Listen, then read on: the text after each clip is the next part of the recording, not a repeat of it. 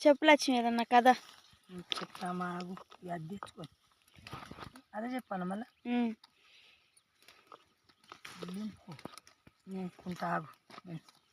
అంటామాలు నవ్వకుండా చెప్పు. ఇల్లు అవుతుంది చూడు.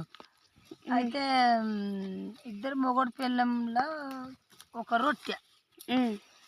రొట్టె చేసిండ్రంట. ఇక పిల్లమేమంటదంట, నువ్వు సగం నేను సగం. పిల్లమంటదంట. అయితే నువ్వు సగం నేను సగం అంటే పిల్లము నువ్వు సగం నేను కాదు, నేను ఒక రొట్టె తింటా, నేను ఒకటే రొట్టె తింటా అని మొగోడు. కాదు, నువ్వు సగం నేను సగం రొట్టె తిందామని మొగోడు. పిల్లం అట్లా ఎట్లా చేసినావు, నేను ఒక రొట్టె తింటా అని మొగోడు. ఇద్దరు నడమ అంట ఒక రొట్టె తినకుండా ఆయనతో నువ్వు వీడియో తీస్తున్నావేమో అమ్మ. ఆయనతో ఒక రొట్టె తినకుండా వాళ్ళు సగం తినకుండా ఒక రొట్టె తినకుండా అట్లనే పన్నారంట ఇద్దరు. ఆ రొట్టె వచ్చి కాకి తినిపోయిందంట. అంతే సంగతి. ఇంకొక కథ చెప్తా ఆగు నీకు మంచి.